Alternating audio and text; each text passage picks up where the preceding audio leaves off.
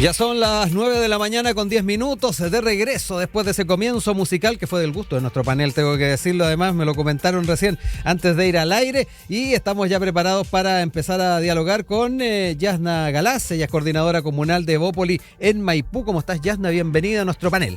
Muy buenos días, muchas gracias por la recibimiento. No, muy gracias. Feliz de estar acá. Gracias a ti por acompañarnos y también al secretario general del Frente Amplio, Andrés Kubule. ¿Cómo estás, Andrés? También gracias por acompañarnos. ¿Dije bien el apellido? Sí. Perfecto. Todo bien, muchas gracias también por la invitación. Y gracias también por la música. Ahí lo van a agradecer de la programación del equipo que programa la música acá en la radio. Oigan, hartas cosas, ya estuve ahí dando en la introducción algunos adelantos de lo que vamos a estar conversando el día de hoy. Y el primer tema que quiero abordar con ustedes tiene que ver con el sistema político que tanto se ha estado comentando, tanto se ha estado también poniendo en la palestra desde los procesos constitucionales. Recordemos que durante estas discusiones se establecieron muchos criterios a tomar en cuenta a la hora de ir avanzando en aquello. Y durante el fin de semana fue la ministra del Interior, Carolina Toá, quien en una entrevista en el tema. De hecho, tiene que ver con ello de que muchos medios de prensa también lo hayan traído a colación. Ella había dicho en esta entrevista que el sistema político requiere de cambios urgentes. Si no los hacemos hoy, es posible que no volvamos a tener otra oportunidad. Digamos que esta preocupación ha estado presente desde hace bastante tiempo. Hace algunos meses atrás me recuerdo que el senador Durresti había planteado un proyecto, pero no tuvo mucha receptividad en los distintos comités en el Senado. Pero la preocupación está, se ha planteado desde el Ejecutivo cuáles podrían ser efectivamente los ejes que se podrían tener presente. Algunos de ellos es fortalecer y aglutinar los partidos y debilitar a los legisladores independientes o díscolos. Pero también se ha estado planteando otros temas que estuvieron en las discusiones constitucionales. Por ejemplo, las órdenes de partido estaban dentro de lo que se planteaba. La pérdida del escaño a quien renuncia a su militancia. Exigir un umbral del 5 o 3% de los votos a toda colectividad que en caso de no alcanzar ese piso sería disuelta y perdería sus asientos en el Congreso. Ese es uno de los que más se comentó en su momento. Han habido ideas, propuestas, pero hasta el momento todas no han caído desde una perspectiva importante para que sean analizados. Y sabemos que hay plazos. De hecho, ahí dentro de las notas de prensa, en la tercera, se da cuenta de aquello. Pareciera que el 18 de agosto del próximo año debiese ser entonces el momento en que esté todo esto definido para que las próximas elecciones tengan este nuevo sistema político, poniéndole un poquito de presión también a la CGGOV. Quiero entrar en este tema para empezar a discutirlo con ustedes, cuáles son las apreciaciones que tienen respecto a los cambios que eventualmente se pueden hacer al sistema político y si efectivamente comparten muchas de estas visiones que recién estábamos enunciando del debate que ya largamente se ha dado, particularmente desde el proceso constitucional. Yasna, parto contigo, cuéntame un poquito cómo lo ves, cómo lo sigues. La verdad es que una reforma al sistema político es algo fundamental que se debe hacer hace mucho tiempo, como tú bien decías. Ahora, lo que a mí me resulta curioso es que tuvimos un proceso constituyente, el último, donde se establecían y se incorporaron muchas de estas medidas, el umbral del 5%. De hecho, nosotros como Evópoli estábamos en riesgo porque estamos bordeando el 5%, pero aún así nosotros siempre de acuerdo en eso porque hay que ponerle reglas al juego mucho más profundas, digamos, para moverse dentro del espectro político. Y la verdad es que, y bueno, también el umbral 5%, la pérdida de escaño en el caso de la renuncia a un partido siendo congresista, ¿verdad? Entre otras cosas, para incorporar disciplina partidaria, ¿ya? Yo creo que es muy importante, pero lo que me parece curioso es que ahora sea tema cuando en ese momento el actual gobierno, digamos, su coalición en general y toda la izquierda estuvo férreamente en contra.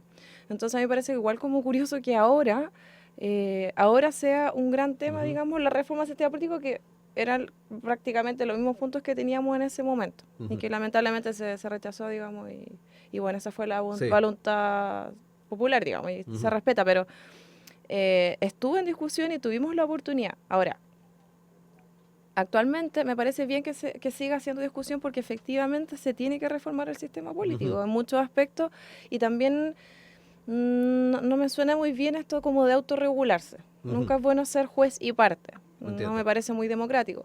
Por lo tanto, creo que sí, es una discusión que se tiene que dar en el Congreso, pero claro, también esta semana el diputado Soto del Partido Socialista decía no generemos una crisis de fragmentación y hagámoslo posterior a las elecciones, ¿verdad? Sí. Que es como lo más sensato, Exacto. ¿cierto? Claro. Pero sin embargo, igual se incluyeron cosas un poco dudosas, digamos, al tema electoral, con el cuestionamiento al voto obligatorio, con el cuestionamiento de las multas. O sea, no era momento para hacer algo así. A mí me pareció bastante impresentable, la verdad, porque efectivamente, como dice el mismo diputado Soto, no es momento. Hay que esperar las elecciones precisamente para no encrispar la situación porque es un momento muy Sí. delicado. O sea, estamos en inscripciones, salimos recién de las inscripciones, comienzan las campañas y hay que esperar las elecciones para recién dar discusión, digamos, a buena hora a la reforma al sistema político. Andrés, ¿cuál es la lectura también que están haciendo ustedes? Ahí Yasna daba cuenta de los momentos en los cuales establecer ciertas propuestas. Hay quienes, claro, dicen esperemos de que pasen las elecciones. Hay otros que hacen otro análisis. Ya se inscribieron las candidaturas, tal vez es momento de empezar a conversarlo. ¿Cómo lo están también observando ustedes? Partir diciendo que comparto que hay una necesidad de revisar el sistema político, de conversar, de sobre todo aquilatar un diagnóstico, creo. Sí. Creo que es importante, más allá de evaluar las medidas en particular, ver cuál es el diagnóstico de por qué hoy día el sistema político no permite responder de buena manera a las necesidades de la ciudadanía. Y creo que ahí hay un debilitamiento institucional que se arrastra desde hace harto tiempo, que tiene que ver en parte con las reglas de la política y también en parte con el ecosistema general y distribución del poder en Chile. Quería hacerme cargo de algunas cosas también que comentaba Yasna. Creo que habla del proceso constituyente y recordemos que ahí hubo una comisión de expertos que creo que llegó a un acuerdo y trabajó bastante bien y logró acuerdos bastante transversales. Y después la ultraderecha se toma el proceso constituyente y quizás no solo el tema de derechos de sistema político, pero se meten temas de derechos sociales, se meten temas de prohibición del aborto y ahí la ultraderecha con la venia de la derecha más moderada entrega una constitución que fue claramente una lectura de retroceso de derechos y así se manifestó en las urnas. Por lo tanto, creo que decir como por qué en ese minuto se opusieron al cambio del sistema político y ahora no, fue porque le entregaron la constitución a la ultraderecha y nos propusieron una constitución más retrógrada incluso que la que hoy día tenemos. Por último, respecto a los momentos de cuándo hacer esto, siempre es complicado porque efectivamente a medida que se acercan los tiempos electorales se hace la discusión más difícil, se hace más quizás pensando en cómo viene la próxima elección y menos con la perspectiva que requieren estas discusiones, pero a su vez es algo complejo y necesario de resolver en cuanto a que es el propio sistema político el que tiene que proponer una reforma al sistema político. Sí. Y así es la institucionalidad, no hay otra forma de hacerlo, es la política la que tiene que poner las reglas del juego. Y en ese sentido, lo que pasó ahora en la elección municipal también se dio con menos tiempo del que se debería haber dado, pero recordemos también que el voto obligatorio se consagraba en la Constitución sin una ley que le diera la bajada, por lo tanto había una obligación de que esa ley existiera, si no quedaba sin nada concreto. Por lo tanto, evidentemente, idealmente esa ley se hubiese discutido en el Congreso más rápido, pero se presentó hace bastante tiempo y se terminó legislando a días de que se cerraran los plazos de inscripción, porque también creo ahí entonces que no es tan responsable decir como el cambio se hizo a última hora, porque el gobierno lo hizo así, porque la ley estaba presentada hace bastante tiempo. Sí, bueno, ahí también yo creo que en ese tipo de factores muchas veces influyen cuando se piensa, por ejemplo, en el cambio del sistema político que se quiere pensar para la siguiente elección. Varias cosas ahí, Yasna, obviamente te dejo espacio si es que quieres hacer contrapunto a lo que decía Andrés recién respecto a las características que se dieron en el debate constitucional del último proceso, pero también hablar de algunos factores que de seguro están influyendo acá. Hemos visto que las candidaturas presidenciales, faltando bastante para el proceso propiamente tal, se han estado levantando. Recordemos que la alcaldesa de Providencia, Evelyn Matei, apunta como el principal liderazgo y es lo más probable que sea la candidata presidencial. Estuvo toda la discusión durante estas últimas semanas respecto a Michelle Bachelet, que finalmente zanjó ella misma diciendo que no va a ser candidata. Pero me da la impresión de que hay cierto apuro por tratar de sacar adelante cosas que tal vez habría que esperarlas con un poquito de tiempo. Tal vez la presidencial apuró también el sacar adelante el proceso, el cambio de sistema político. No sé cómo lo ves tú, Yasna. Sí, o sea, yo creo que podemos ver todo tipo de cosas de distintas perspectivas. Yo creo que si se dio la discusión o se adelantó un poco la discusión de las candidaturas presidenciales, y yo al menos desde que nací tengo uso de conciencia, no había visto que ningún gobierno prácticamente a mitad de su administración ya se esté hablando de las cartas presidenciales. Y eso no es porque ellos se estén adelantando, habla de, en el fondo, un gobierno que no da abasto, no está dando el ancho básicamente, porque si no, no se estaría dando una discusión, adelantándose una discusión que es para normalmente el último año de gobierno, que es cuando usualmente se da, ¿no? Y eso tiene que ver también con la alta desaprobación que tiene el actual gobierno, y entre otras muchas cosas, digamos, que podríamos hablar largamente, pero hoy por hoy, según la última cadena de la número 553, estamos en un 56% de desaprobación del gobierno, entonces no me parece tan raro que se adelante la discusión de las posibles candidaturas y se estén dando de las diversas actividades que todos vemos, digamos, sobre las cartas presidenciales en pleno gobierno y no esperando el último año. Eso, al menos yo no lo había visto. Ojo, desde que tengo uso de conciencia no vamos a hacer historia acá, pero yo no lo había visto y creo que ese es el diagnóstico más correcto y más sensato de ver, porque realmente no es muy raro que se dé esa discusión antes y no es, digamos, al voleo que esté la expresidenta Bachelet en ciertas actividades con algunos personeros del Frente Amplio o de la izquierda en general. No es al voleo, digamos. Tiene un propósito, por supuesto, y más allá de que ella indique que no va de candidata, pero está en las actividades, digamos. Entonces, esos son hechos. ¿Y esto puede haber marcado entonces también que haya esta preocupación por zanjar y dejar las reglas claras en el sistema político? Sí, yo creo que sí. Todo tiene que ver, todo confluye en algún momento en política, pero tiene que ver, y claro, como decía Andrés, yo creo que todos compartimos que es importante la reforma del sistema político. Y en ese momento, la verdad es que lamentablemente, como decía Andrés, en ese momento, lamentablemente, la gente que estaba en contra de ese Consejo Constitucional se basó básicamente en una campaña de fake news. Entonces, obviamente, las personas simplemente incorporan esto. Y por lo tanto no se logra, digamos, uno como ciudadano filtrar este tipo de cosas y por lo tanto no es tan raro que, que a partir de fake news se dejara un trabajo tan bueno de lado. No digo que haya sido la panacea de la NASA, no, pero era muchísimo mejor, por supuesto, que lo rechazado anteriormente. Entonces, en ese sentido, vuelvo al punto de que sí, tenemos que tomar el tema de la reforma al sistema político, es súper importante, pero me gustaría que estuvieran más actores involucrados y no ser juez y parte, insisto en el punto. Me interesa mucho que la democracia liberal en la que yo creo se respete y no seamos juez y parte en la toma de decisiones, o sea, porque autorregularse no es muy bien mirado por la ciudadanía. Ellos, sin entender mucho estas cosas, ya se ve muy raro afuera y no tiene mucha... La verdad, no se ve bien así, digamos, no se ve muy pulcro, digamos, el proceso, pero hay que reformarlo, pero claro, tiene que ser, yo creo, por supuesto, después de las elecciones. Sí, quiero entrar en las características que debería asumir este proceso, pero también ahí quiero dejarte la palabra, Andrés, para entrar en algunos aspectos. Ahí también ahondé un poco más, Yasna, en torno al tema del proceso constitucional, pero además hablar contigo también del factor presidencial que ha estado presente en varias discusiones, y yo se lo decía a Yasna, también ha estado compartiendo un poco la posición. Me da la impresión de que eso también ha empujado un poquito más el tratar de zanjar este tema del sistema político. Yo creo que el tema viene de hace harto igual, como que está bien presente cuando se cierra el fracaso constituyente en la segunda instancia. Se habla que había un acuerdo o habían puntos comunes respecto al sistema político, sobre todo en la comisión de expertos, y por lo tanto había espacio que se podía avanzar. Se quería usar ese insumo incluso en algún momento. Se redujo los quórum también de cambios constitucionales, lo que también habilita esto. Entonces, yo creo que una discusión profunda del sistema político requiere tiempo, requiere no hacerse al calor electoral, pero sí se pueden ver ciertos aspectos de corrección, que no van a ser un cambio o una reforma al sistema político como tal, pero sí pueden corregir ciertas deficiencias que se han visto hoy día.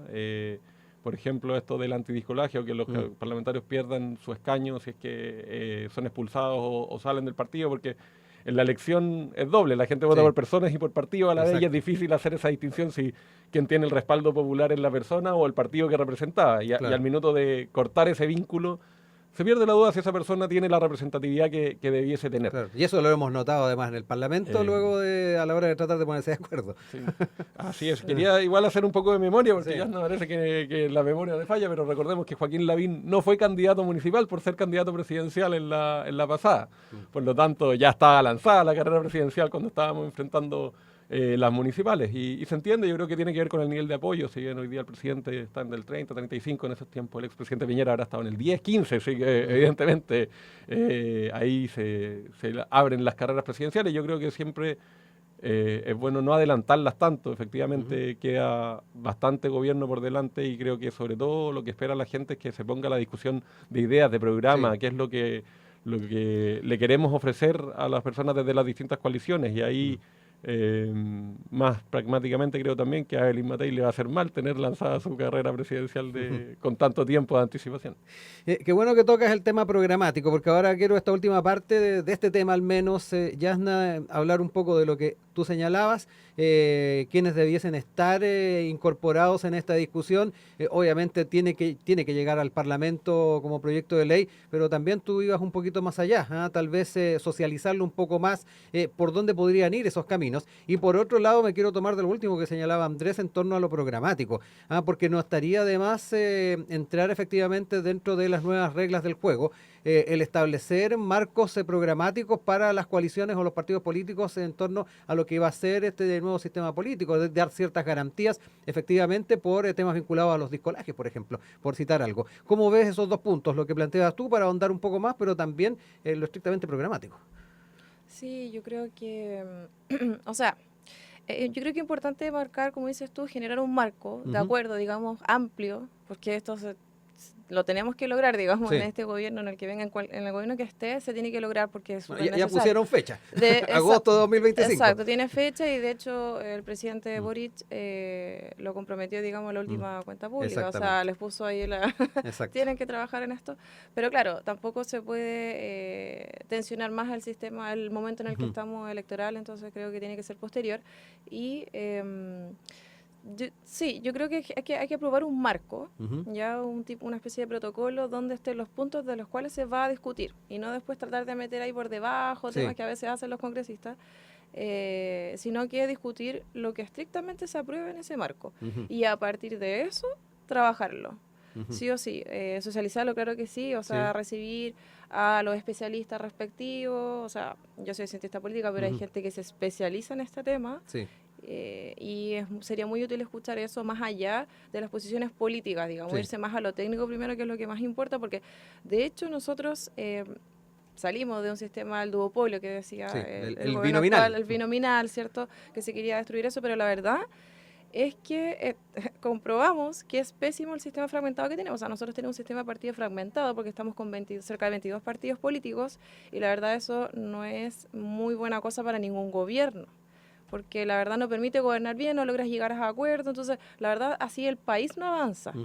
No me parece muy bien que haya demasiados partidos, no genera acuerdos en ningún caso, lo hemos visto, la experiencia comparada se ve, donde hay demasiados partidos, sistemas de partidos fragmentados, que no ayudan mucho a la negociación, a los acuerdos, que es a lo que hoy en día Chile necesita, porque yo creo que las personas están cansadas de esta polarización, de que discusión por años sobre un tema, y la verdad es que con 22 partidos no lo vamos a lograr.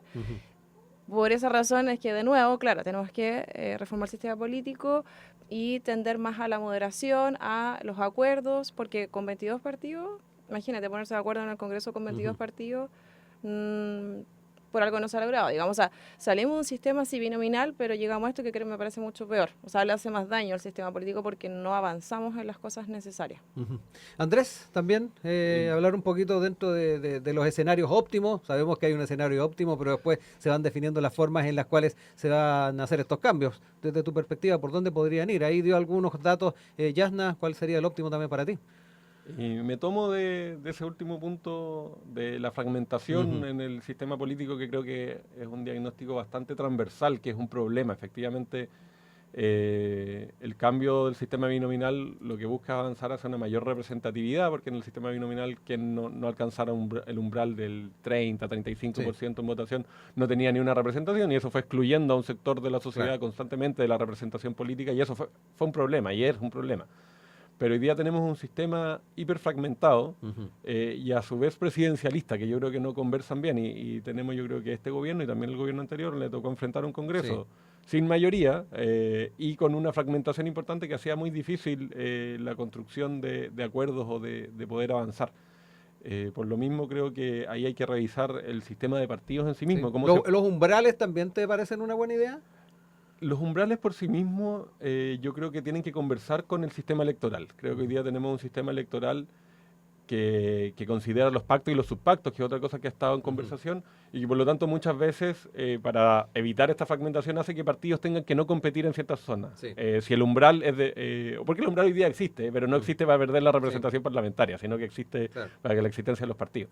Entonces ese umbral hace un incentivo a que todos quieran competir en todos lados y evita de nuevo la agrupación, que es algo que podría combatir la fragmentación. Entonces creo que tiene que, por sí solo, creo que no sería una solución hoy día la fragmentación. Creo que debería conversar con el sistema electoral. Nosotros hemos planteado ideas también, por ejemplo, de listas cerradas, donde se fortalezcan los partidos y sea más claro que las personas votan y dan un respaldo a ideas políticas de un partido más que a una persona en particular. Porque Claro, y ahí, ahí también queda la responsabilidad de los propios conglomerados a tener un programa y un planteamiento claro, ¿no? Claro, yo creo que ahí también es importante que las votaciones se den no por solamente por las caras, por esta persona que me parece más simpática, y no sé cuáles son las propuestas, y ahí son los partidos los llamados a poner propuestas programáticas claras detrás de sus candidaturas.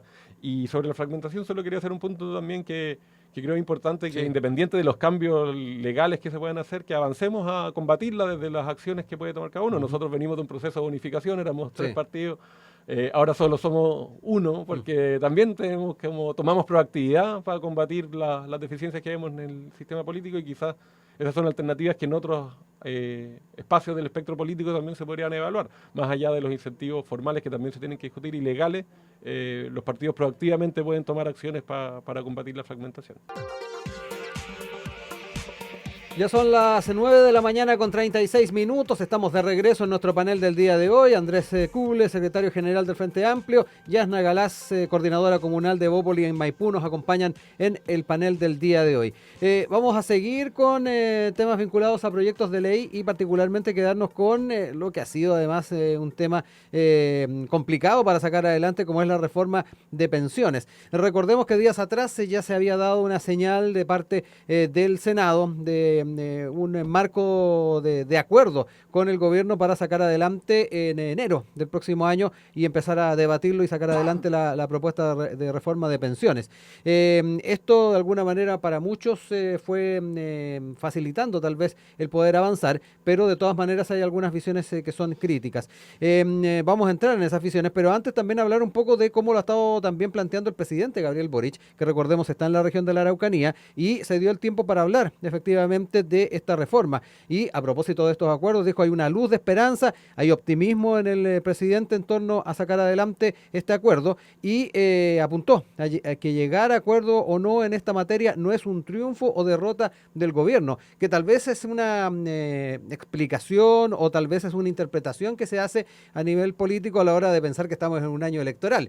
Frente a ello, quiero entrar en esta temática con ustedes, no solamente respecto a lo que es el optimismo que se plantea en el Ejecutivo, sino que además las visiones que se han hecho presentes particularmente desde sectores más de la Cámara de Diputados, en el oficialismo, donde en algunos aspectos están en la idea de poder tal vez reflotar algunos elementos que estuvieron en el proyecto original del gobierno de reforma previsional, particularmente en lo que tiene que ver con la separación de la industria, por ejemplo, que es un tema importante, el carácter transitorio que va a tener, obviamente también el tema del proyecto propiamente tal, y si efectivamente ustedes piensan que esto tiene un buen futuro como lo ha estado planteando el presidente. Andrés, me quedo contigo ahora para poder empezar la visión que tienes de lo que se ha acordado en el Senado, pero particularmente si tal como lo han hecho presente algunos parlamentarios particularmente del oficialismo, ¿crees que es posible todavía tratar de reflotar cosas que desde el punto de vista de la oposición están un poquito alejadas? Y yo espero que se logre un acuerdo en pensiones, y creo que tiene que ver con lo que estábamos conversando en la sección anterior.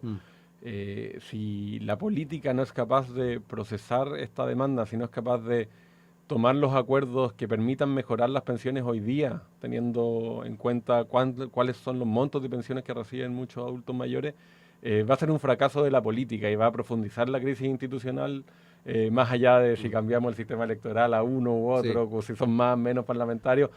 Lo que quiere la gente, lo que espera, y con justa razón, es que la política sea capaz de procesar las demandas que nacen de la ciudadanía, sea capaz de ponerse de acuerdo y mejorar las condiciones de vida, sobre todo en temas tan críticos de nuevo como es enfrentar la vejez en la pobreza, que es lo que pasa muchas veces por las míseras pensiones que entrega hoy día el sistema.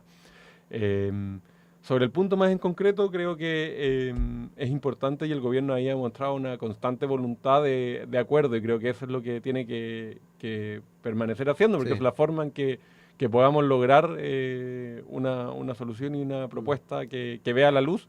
Pero a su vez los acuerdos no quieren decir que los distintos sectores, posiciones, se guarden lo que piensan y digan, ok, sí, está todo bien. Si tenemos opiniones distintas en muchas cosas, yo creo, entre la derecha, entre el oficialismo, y esas diferencias no tienen que ser ocultadas, sino que tienen que ser puestas a la vista para ser procesadas, para que la discusión pueda llegar a un punto de acuerdo, pero no decir como...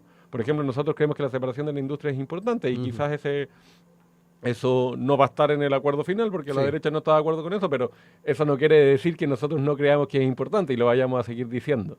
Lo mismo con la relevancia de la solidaridad en el sistema, de cómo, porque creemos que ahí está la forma de mejorar las pensiones hoy día, es con solidaridad, y creemos también que es importante como principio de que enfrentemos los riesgos de la vejez y de la pobreza en parte de manera colectiva y no solo individual. Y eso lo vamos a seguir planteando. Sí.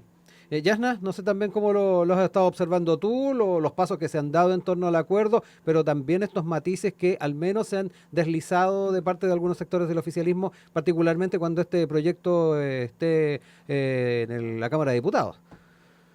Sí, bueno, la verdad es que, a ver, en este caso el gobierno insiste como en este tema de no mantener el 6% en particular a capitalización individual, respetando también las expectativas de la ciudadanía. O sea, no podemos olvidar que tenemos la capacidad de sondear, ¿cierto?, de recoger la opinión de las personas. Hay muchas cosas que me gustaría se sometieran a referéndum, por ejemplo. Yo soy más de esa línea, de someter a votación muchas más cosas que solamente elegir candidatos. Pero tenemos este sistema, y entonces uno se pregunta, a ver, ¿qué quieren los chilenos realmente? Porque es lo que esperaría yo que se preguntara el gobierno, más allá de lo que su corazoncito diga, digamos, pero a ver qué es lo que está esperando la ciudadanía en ese sentido.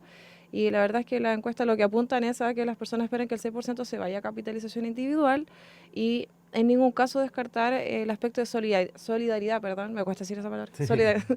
En ningún caso descartarlo, sino más bien ahondarlo en lo que ya tenemos con la PGU a través de impuestos generales. Hoy por hoy sería como 1,5 lo que estaría más o menos en temas de solidaridad. Estoy totalmente de acuerdo que se aumente, o sea, que se refuerce la PGU, por supuesto, porque tenemos que ver el tema, el problema, digamos, actual de las jubilaciones actuales, ¿cierto?, y reforzar el sistema. Pero lo que dice la encuesta o los chilenos a través del sondeo es básicamente dejemos la capitalización individual completa en el 6%, digamos.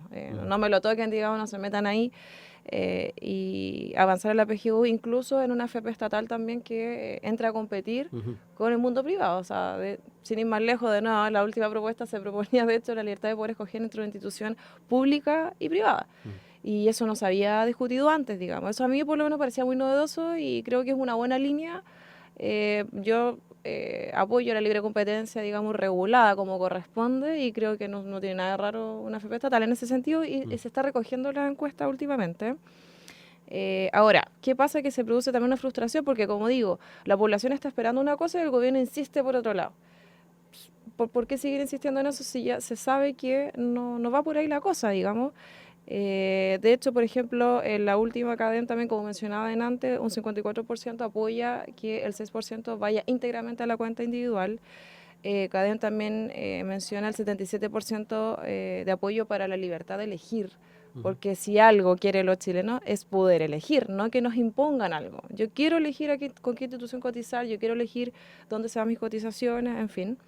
Y también el tema de mejorarlo con la PGU también fue sondeado por el criterio, en este caso, en donde un 68% apoya que haya que mejorarlo a través de la PGU. Entonces yo creo que por eso decía inicialmente este tema, o sea, escuchemos a la gente. Más allá de que, ¿por qué insiste en ese tema si podríamos estar sacando la reforma de pensiones, digamos, desde ya, si escuchamos, digamos, a la población? Entonces yo creo que hay que ir por ahí, digamos. O sea, esperaría que el gobierno aprovechara, de hecho, esta mesa de este ambiente donde podríamos sacar la reforma de pensiones y que, claro, entre paréntesis, como dice Andrés, es un reflejo, las trabas que tiene estos procesos es un reflejo de que hay que reformar un sistema político, de nuevo. Porque el sistema político, para que la gente entienda también, y quienes nos oyen, es que es el corazoncito, pues el motor del auto. O sea, si eso no funciona bien ese engranaje, lo demás no esperemos mucho. Entonces, por eso lo que hablamos antes es muy importante. Y creo que por ese lado, no sé, hay que escuchar más. Yo soy más del 6% de capitalización individual y me gustaría que por ahí fuera la línea. O sea, que el gobierno, digamos, escuchara realmente lo que se está sondeando. Andrés, se vuelvo contigo. Ahí es un tema que también varias veces en este tipo de discusiones surge. Lo que entrega como insumo también una encuesta o una consulta que se haga a la ciudadanía y donde en más de una oportunidad ha surgido este tema de que el aspecto solidario la gente prefiere dejarlo de lado. ¿Cómo ves tú también el tomar en cuenta este tipo de insumos a la hora de debatir, de legislar y sacar adelante una propuesta? Yo creo que la preocupación mayor de la ciudadanía es que mejoren las pensiones. Yo creo que la solidaridad hoy día en el sistema existe en cuanto a las familias. ¿Cuántas familias tienen que poner de su propio sueldo para financiar a su mamá, a sus papás, a sus abuelos, abuelas? Un poquito el micrófono. Gracias. Y consagrar eso en algún componente donde hoy día ya tenemos un 10% de capitalización individual, no recordemos, de repente se habla del 6%, estamos hablando de un 16% de capitalización individual, que no va a tener un efecto en las pensiones de hoy día. Y probablemente en las pensiones de largo plazo lo que estén haciendo es paliar la reducción de la rentabilidad y la tendencia decreciente de esa rentabilidad, más que efectivamente prometer un gran aumento a largo plazo. Por lo tanto, por supuesto que la política siempre tiene que estar en contacto con la ciudadanía, tiene que estar escuchando de lo que ahí se demanda, pero yo creo que hay una falsa idea de decir que la gran mayoría de la ciudadanía quiere solo capitalización individual. Tenemos una que otra encuesta que se han hecho en ciertos momentos y con metodología algo dudosas muchas veces. Por lo tanto, yo quiero debatir esa idea y por lo mismo creo que el centro está en mejorar las pensiones y ahí se nos propone, por otra parte, dice la PGU, impuestos generales. ¿Y qué pasa cuando vamos a discutir los temas tributarios? Desintegración, no. Aplicación administrativa de la norma general anti-elusión, no. Levantamiento del secreto bancario, no. Denunciante anónimo, ok, pero sin multa. O sea, cada vez que se discute lo tributario, la derecha no permite que se avance en obtener una mayor recaudación fiscal. Y por lo tanto sería irresponsable decir que vamos a hacer esto con cargo de impuestos generales si el fisco no está allegando esos ingresos. Y muchas veces después hablan de la eficiencia, la ineficiencia del Estado en el gasto. No es real, o sea, hay poco espacio de gasto. Hay estudios bien detallados que se hicieron en el marco del pacto fiscal con apoyo de la OCDE de ver cuáles son los espacios de eficiencia. Y por supuesto que hay, pero no son de la magnitud que se requiere. Por lo tanto, si se niega la derecha por una parte a hacer cambios tributarios que permitan allegar mayores recursos, por otra parte se niega a un componente de solidaridad en pensiones, ¿cuál es la fórmula para mejorar las pensiones hoy día? Pareciera que no la hay y no sé si no tienen la misma preocupación. Yo creería que sí, que también creen que hay una urgencia en mejorar las pensiones hoy día, pero no ofrecen una alternativa que lo permita. Yasna, ¿hay contradicción ahí? A propósito de lo que señalaba Andrés recién, por un lado el fortalecer la PGU, pero por otro lado en lo que tiene que ver con pacto fiscal, no abrir las puertas para sacar adelante un avance. No, la verdad es que no. Bueno, no soy especialista en el tema. Yo prefiero dejarle la discusión más técnica a quienes le corresponde, que tienen facultad de hacerlo.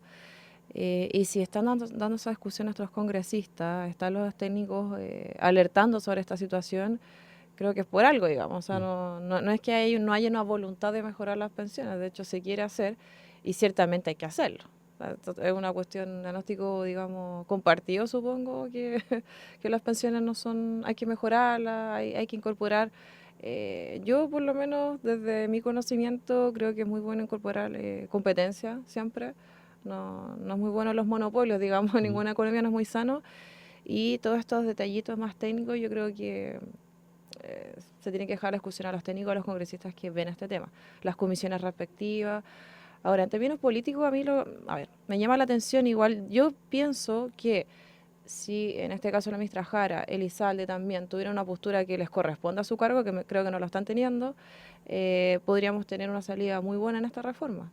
Se podría llegar a acuerdo, digamos, y estos detallitos que son más técnicos que decía Andrés, se pueden dilucidar ahí, digamos, pero el rol que ellos han tenido como que encrispa la discusión, una vez que logran sentar a la mesa todo el sector, digamos, se manda como la ministra una bombita de algo, entonces como que retrocede un poco en el tema. Entonces como que siento que no están cumpliendo como su rol. De hecho, esta semana la misma ministra Jara, ministra del Trabajo, comentó que la baja del 1,5% de las cotizaciones AFP se debía a que la gente estaba, por la poca legitimidad de la AFP, la gente estaba decidiendo no cotizar, una cosa que me parece impresentable de una ministra del Trabajo.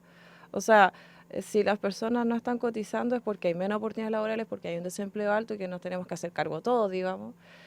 No, esta relación como espuria que genera, la verdad me parece bastante presentable, pero entonces a eso voy con que le colocan bombitas, como mini bombitas a la discusión, cuando justo logramos que todos se sentaran para llegar a acuerdo, es como, no está cumpliendo el rol, pues. Lo mismo Elizalde. También, o sea, a mí me parece muy raro de Elizalde, de hecho, porque él fue presidente del Senado y conoce este rol como de mediador, de lograr sentar a todos a la mesa para llegar a un acuerdo amplio y sacar la reforma. Pero no está, creo que se le olvidó un poco ese rol, yo creo, no está como en esa, pero bueno. Y esto todo también se basa, o el problema de fondo también es que cómo logramos poner de acuerdo a 22 partidos, y en la discusión siempre vuelve al tema inicial que hablamos en la sección anterior. Sí, y quiero entrar también, ya que hablabas del escenario, el ambiente en el que se dan también estas discusiones, hablar un poquito del año electoral, que nuevamente influye en este tipo de discusiones. ¿Cuál también es el llamado? A propósito de que ahí el presidente decía, no es ni un triunfo o derrota del gobierno el sacar adelante esta propuesta, que hay que entender también desde una perspectiva de seguridad para la ciudadanía, de un mejor escenario para las pensiones de las personas. Sí, yo creo que es una discusión súper importante y dejar un poco de lado el interés, digamos, de la situación electoral que estamos viviendo y enfocarse que esto es para el futuro de los chilenos, o sea, de todos nosotros, y por lo tanto, indistintamente si estemos en un momento electoral o no, hay que darle seriedad al asunto y sacar adelante de la mejor manera posible la reforma de pensiones, independiente del contexto electoral, digamos. ¿Andrés? Sí. En eso estamos súper de acuerdo. Creo que la urgencia, el llamado, la necesidad tiene que primar. La política, el Congreso, el gobierno, todos tenemos que estar a la altura de lo que se demanda, más allá del cálculo electoral. Creo que esto tenemos posibilidad de lograr una reforma que, de nuevo, no es triunfo de un gobierno, de un sector, es una reforma que se hace cargo de los problemas de lo que la ciudadanía le demanda a la política en su conjunto. Hoy día, más allá que las diferencias muchas veces entre grupos políticos, la mayor fractura la estamos teniendo entre ciudadanía y política, y eso es grave para la democracia. Y por lo tanto, creo que hay un llamado y una urgencia que se está tomando, y por eso creo que el optimismo del presidente, espero que así sea. Esta reforma ha demorado mucho. ¿Y eso va de la mano también con la gestión ministerial, ya que también Yasna lo hacía mención recién? Y va de la mano, o sea, claramente el gobierno juega un rol en esto, el Congreso también juega un rol. Yo discrepo, sí, de que esto sean bombitas o cosas así. Creo, por ejemplo, el tema de la formalidad e informalidad laboral, por supuesto que es multicausal y hay bastante análisis profundo de ello, pero la legitimidad del sistema al que uno cotiza juega un rol en ello. Como si tengo la posibilidad de decidir entre la formalidad o tener un sueldo líquido mayor, que siento que esa cotización después no tiene ni un beneficio, porque finalmente voy a terminar financiando una pensión en el caso de las mujeres, por ejemplo, de 50.000 pesos, que después es complementada con la PGU, pero el aporte propio lleva a algo que no es para nada suficiente para lo que se requiere la vejez. Claro que pueden haber incentivos a la informalidad en un sistema de seguridad social o de pensiones deslegitimado. Ya son las 9:54. Yo quiero agradecerles a quienes nos acompañaron en el panel del día de hoy, Andrés Kuble, Yasna Galaz. Muchas gracias. Espero que nos reencontremos ahí en un nuevo panel para seguir tocando los temas de actualidad. Que estén muy bien. Muchas gracias. Muchas gracias.